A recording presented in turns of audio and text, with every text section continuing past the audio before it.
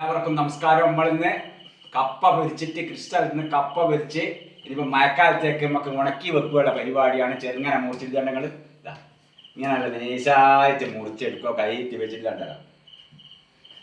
ഇങ്ങനത്തെ ഓരോ കഷ്ണം ഇങ്ങനെ നമുക്ക് എന്ത് ചെയ്യാൻ വെച്ചിട്ടുണ്ടെങ്കിൽ നൈസായിട്ട് മുറിക്കുക. ഇങ്ങനെ ഇത് നമുക്കിത് മഴക്കാലത്തേക്ക് ഉണക്കി വെച്ചിട്ട് നമുക്ക് കൃഷിപ്പണിയെല്ലാം എടുക്കുമ്പോൾ നമുക്ക് പിന്നെ ക്രിസ്റ്റലിന്ന് കളിക്കുമ്പോൾ ചായ കുടിക്കുകയാണ്. ഇങ്ങനത്തെ കുറച്ച് ഭാര്യ എടുത്തിട്ട് കൈയിട്ട് നല്ലോണം മുളകൊക്കെ പെരക്കി വെള്ളമൊക്കെ കഴിച്ചാൽ നല്ല നല്ല മയലം പെയ്യുമാണ് നമുക്ക്. പിന്നെ ഇങ്ങനത്തെ കപ്പകൾ കിട്ടുകയില്ല. ഇത് ഏറ്റവും നല്ലതാണ് ഉണക്കി വെച്ചിട്ട്.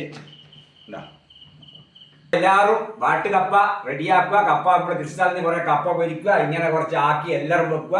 കൃഷിക്കാരും ഇല്ലാതെ പോലും എല്ലാവരും കുറേശ്ശെ കപ്പ ഒരു 10-20 കിലോ കപ്പ നമുക്ക് ഉണക്കി റെഡിയാക്കി വെക്കുക. നൈസായിട്ട് ഇങ്ങോട്ട് കാണിച്ചിട്ടോ. ഇതാ നൈസായിട്ട് കണ്ട ഇത്ര ഇതാ ഇങ്ങനെ ആക്കി എടുക്കുക. മുറിക്കല്ലേ നമുക്ക് നൈസായിട്ട്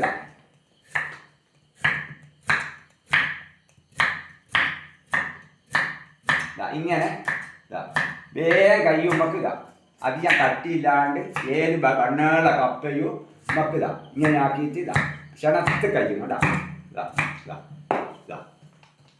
എന്താ സാധനം നല്ല ഇങ്ങനെ ആക്കി എടുക്കുക.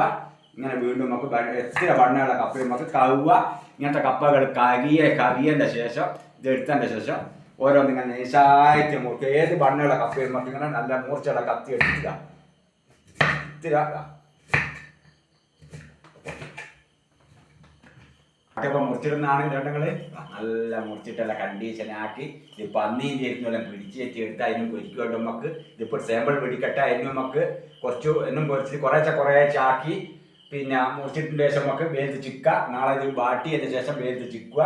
എന്നും പൊരിച്ചിട്ട് കുറേ ദിവസം കഴിയുമ്പോൾ 5-6 ദിവസം കഴിയുമ്പോൾ വീണ്ടും ഇങ്ങനെ ആക്കിയിടുക. കുറേശ്ശെ ആക്കി എടുക്കുക. ഒന്നായിട്ടാകുമ്പോൾ പണി കൊണ്ടല്ല നമുക്ക് ഇങ്ങനത്തെ നല്ല ഏത് വലിയ കപ്പയും നമുക്ക് എന്ത് ചെയ്യുക ഇങ്ങനെ ആക്കിയെടുക്കുക. നല്ല നേസിലാക്കി ഉണ്ടെങ്കിൽ നല്ല കണ്ടീഷനാണ്. ഇങ്ങനത്തെ ഇങ്ങനെ ആക്കിയെടുക്കുക. നമ്മുടെ കൃഷിസ്ഥലത്ത് തന്നെ പൊരിച്ചിട്ട് നല്ല കണ്ടീഷനാണ്. നമ്മളും കപ്പ കൃഷി ചെയ്യുക, എല്ലാ കൃഷികളും ചെയ്യുക.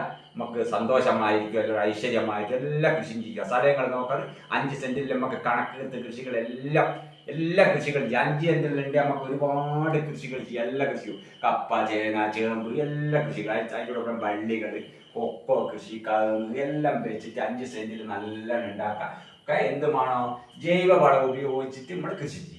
ജൈവവളം നല്ലൊരു പരിപാടിയാണ്. ജൈവവളം ഉപയോഗിച്ചാണ് എല്ലാം ഉണ്ടാകും. ഞാൻ ഈ കപ്പക്ക് നിങ്ങൾ കണ്ടിട്ടുണ്ടാവും. ഈ കപ്പക്ക് 6 മാസമായ കപ്പയാണ്.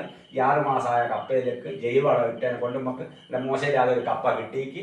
അതുപോലെ നിങ്ങളും കപ്പ കൃഷി ചെയ്യാൻ നല്ലോണം 5-2 കപ്പ ഇങ്ങനെ കൂടെ കൂട്ടിയിട്ട് നല്ലോണം തണ്ടെല്ലാം വെച്ചിട്ട് നല്ലോണം കപ്പ ഉണ്ടാക്കുക. ഇതുപോലെ മയത്തേക്ക് കരുതി വെക്കുക. കുറച്ചൊക്കെ മയത്തിൽ നല്ല അടച്ച മയെല്ലാം പെയ്യുമ്പോൾ നമുക്ക് കുറച്ച് വാരിയിട്ട് കപ്പ നല്ലോണം വെള്ളമൊക്കെ മുളകിലിട്ടിട്ട് നല്ലോണം ഒരു പിടുത്തം പിടിക്കുക. അപ്പോൾ എല്ലാവരും കൃഷി ചെയ്ത് നല്ല സന്തോഷമായിരിക്കും. നമ്മൾ എന്ത് കുറച്ചുകൂടി ഇതാക്കുന്നുണ്ട്. ഇതാക്കട്ടെ. ഓക്കെ.